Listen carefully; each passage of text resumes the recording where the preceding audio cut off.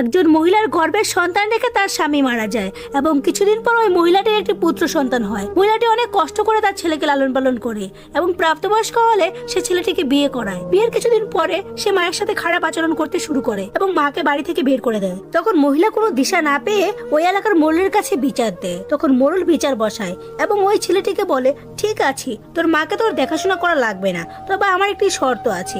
ছেলেটি বলল, কি শর্ত?